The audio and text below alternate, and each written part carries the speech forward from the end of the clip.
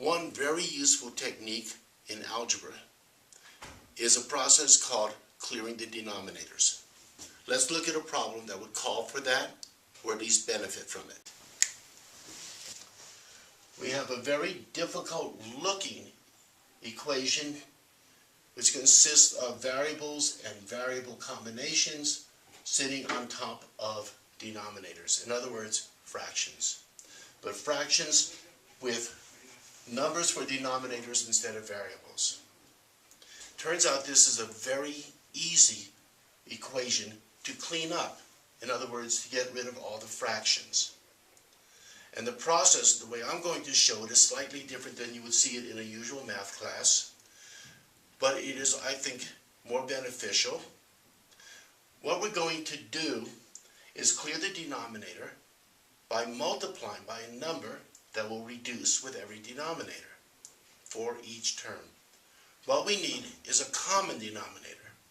And the common denominator for 4, 6, 1, no denominator in other words, and 2. The common denominator for 4, 6, and 2 is 12.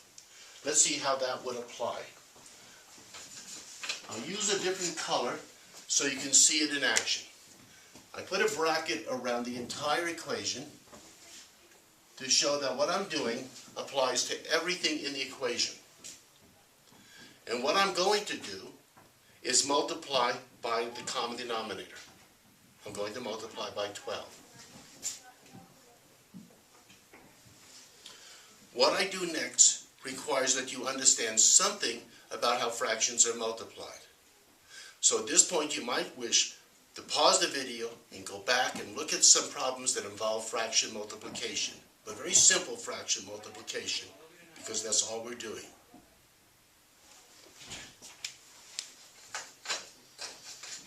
The first thing that happens, and listen to the words and watch how I point because I am not going to write it down.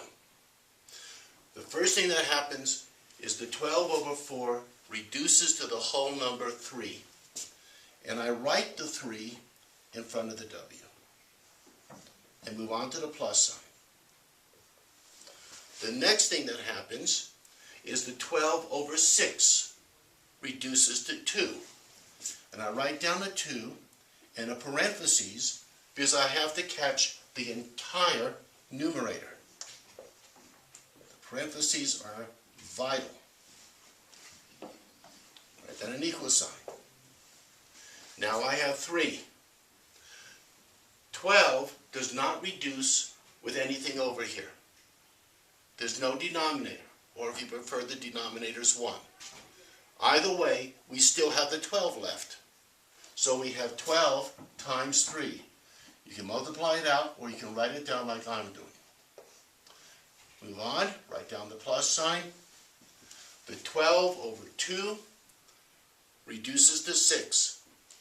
We write down the 6 times the W that way. We don't need a parentheses because there's no quantity there. Now that we've done this, we've moved from one type of equation to another type of equation, one that's more familiar. Simplify the left side by distributing the 2. Simplify the right side like this. Excuse me.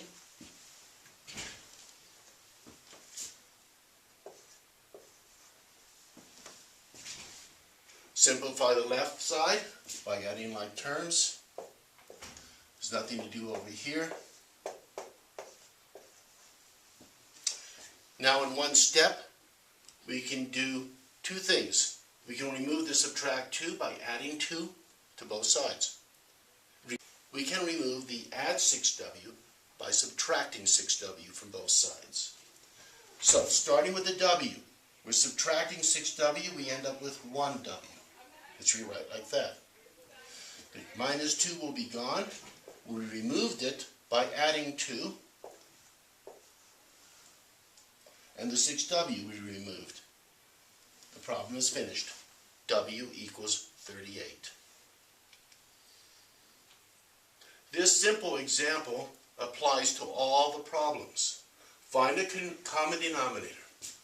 Find a common denominator multiply the entire equation by the common denominator, meaning you're going to distribute it over the equation, which is not mathematically precise, but that doesn't matter. It works, and it's the way you should be thinking about this. As you multiply it, reduce each term. 12 over 4 reduces to 3. 12 over 6 reduces to 2.